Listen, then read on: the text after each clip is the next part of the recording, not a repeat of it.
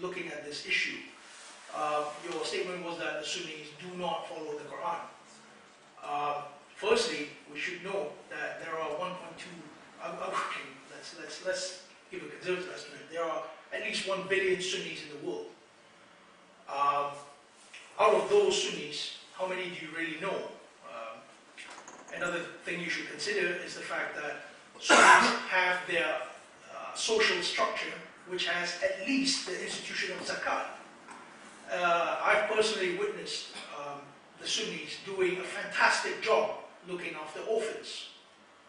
I've witnessed the Sunnis being very neighborly as a matter of Islam to their neighbors, non-Muslim neighbors. I know this because I grew up in a very mixed environment. The Sunnis do try to connect to Allah through their salah.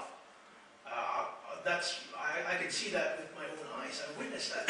So for you to say that the Sunnis do not follow the Quran, unfortunately, I cannot agree with you. To me, the Sunnis do follow the Quran to a very large extent. Unfortunately, they also follow certain laws which are explicitly against the Quran. And I must say, I don't believe that most traditionalists actually understand this. That, as I've spoken, that this is not derogatory in any way. I mean, en masse, I'm from a traditionalist background myself, I've never seen a Sunni person say openly, well, let's kill those who leave Islam. This is something which is contained in the scholarly text and unfortunately manifests in the Islamic fundamentalism project.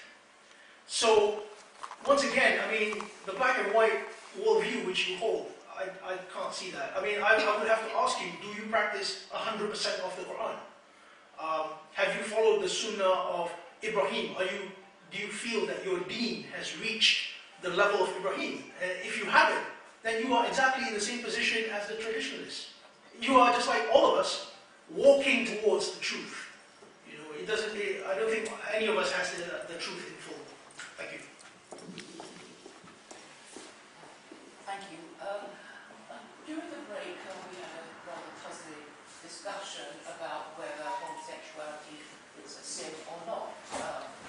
Some people said to me point blank that it's not a sin. And I couldn't quote the chapter and verse, and now I count it's 14, 16, and 17. Chapter 4, 16, and 17.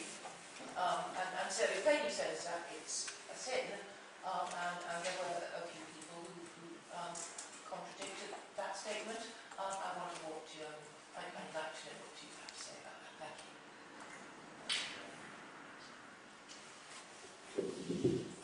I personally, I can't see that as the punishment for. I mean, if you're inferring, it does say fahsha, but fahsha can also be injustice.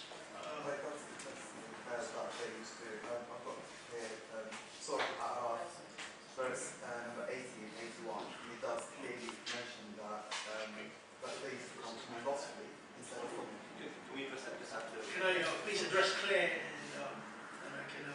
I mean, personally, sorry, wrong chapter. Right. There we go. I mean, again, firstly, I should disclaim that I do not speak for all Quranists here. We have a variety of understandings. This is my personal understanding. I don't see how chapter 4 verses 15 to 16 can refer to homosexuality or lesbianism simply because of these terms such as nisa and